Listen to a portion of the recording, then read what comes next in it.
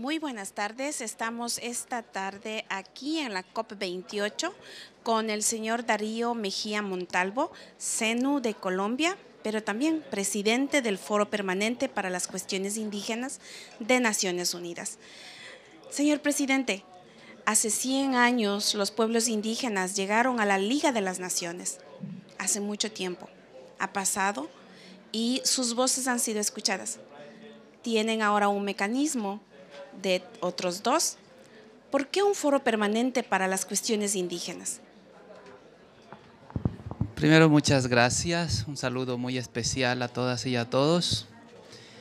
Efectivamente, los pueblos indígenas han estado organizados, tienen sus formas de comunicación, sus sistemas de valores, sus culturas, desde mucho antes de que se conformaran los estados y desde mucho antes de que los estados hicieran sus guerras. Cuando los estados hacen sus guerras y luego hay un proceso de paz, deciden organizarse en la comunidad internacional, pero dejan por fuera a los pueblos indígenas. Es por esta razón que hace 100 años atrás llegaron a la Liga de las Naciones para intentar ser escuchado uno de sus pueblos, en representación de todos los pueblos del mundo que quedaron absorbidos en las fronteras y en los sistemas jurídicos de los estados. No obstante, no fueron en ese momento admitidos en la ciudad de Ginebra. Apenas el jefe de los hermanos canadienses fue recibido por la alcaldía de esa ciudad y posteriormente en la conformación de las Naciones Unidas tampoco fueron tomados en cuenta. Es por esta razón que han seguido insistiendo en ser escuchados en sus territorios, en el nivel regional y en el nivel internacional, conformando un grupo de trabajo en los años 80, luchando para ser reconocidos jurídicamente y luego creando un mecanismo en el seno de las Naciones Unidas.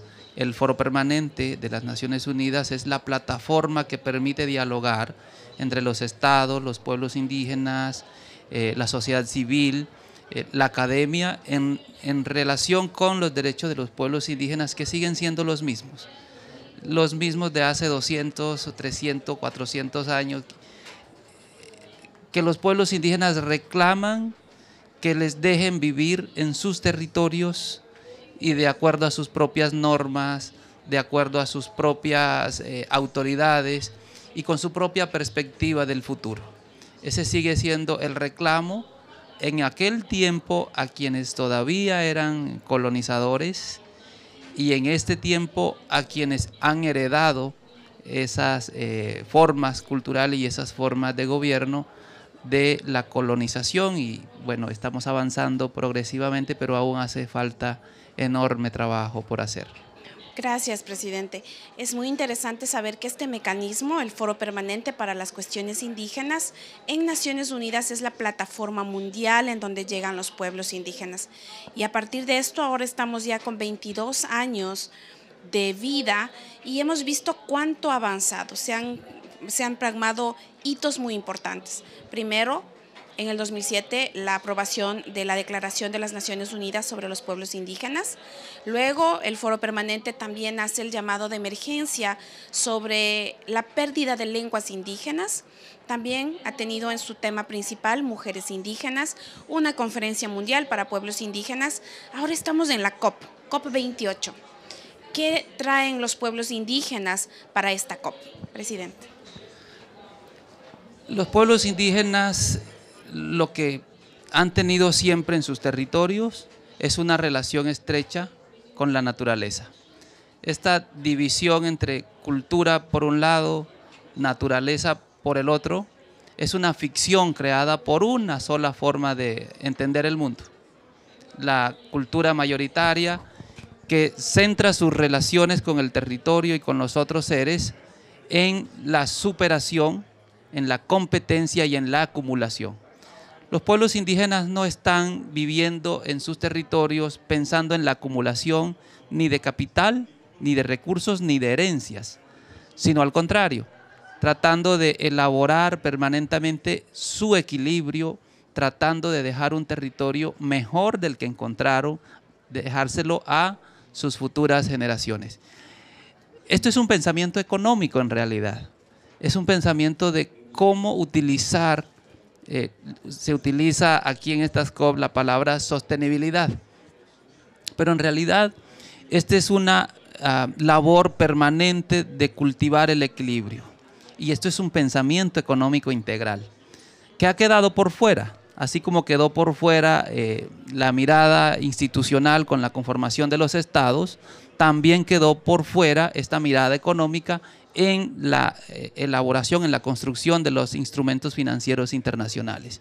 Lo que los pueblos indígenas traen hoy día a esta COP no solo es su pensamiento, sino el resultado de su trabajo. El haber mantenido estas formas de pensamiento y este relacionamiento con la naturaleza, hoy día pueden demostrar que son efectivos. Al menos el 80% de la diversidad biológica del planeta está en los territorios indígenas.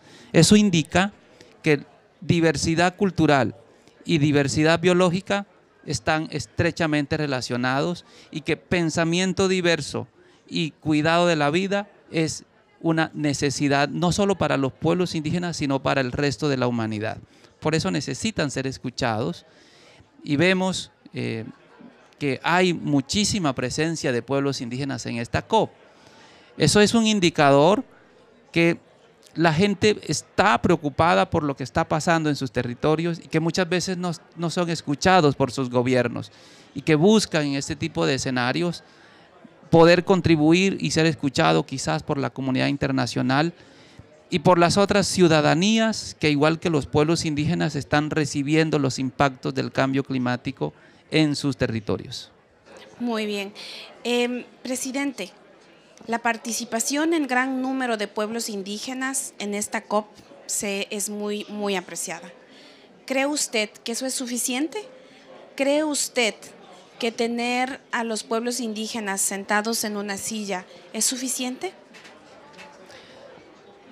Esa pregunta se podría responder haciendo comparaciones. Yo he visto en las recientes semanas en varias ciudades del mundo a millones de personas saliendo a la calle a manifestar porque no están de acuerdo en la manera como se está abordando una situación particular de conflicto entre un país y el otro, o manifestando sobre la necesidad de adoptar medidas distintas en materia de cambio climático. Pero no ha sido suficiente. No ha sido suficiente porque los tomadores de decisiones no están tomando en cuenta las necesidades de millones de personas, sino el interés particular de las corporaciones. Aquí ha habido un debilitamiento del Estado como fuente de la concertación entre las sociedades y sus gobiernos.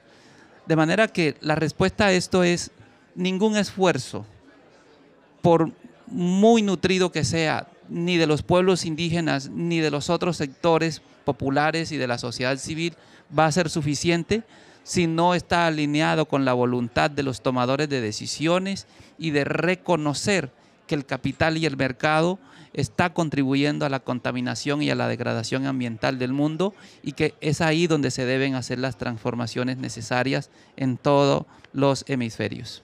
Muchas gracias, presidente, y esperemos que continuemos entonces con esta gran lucha y trabajo. El Foro Permanente para las Cuestiones Indígenas es sin duda fundamental para llamar al diálogo a los que toman decisiones, a las agencias de las Naciones Unidas y también a otros interlocutores. Muchas gracias. Gracias a ustedes y a los colegas de las Naciones Unidas. Vamos a seguir trabajando en función de estos propósitos comunes. Muy amables. Gracias.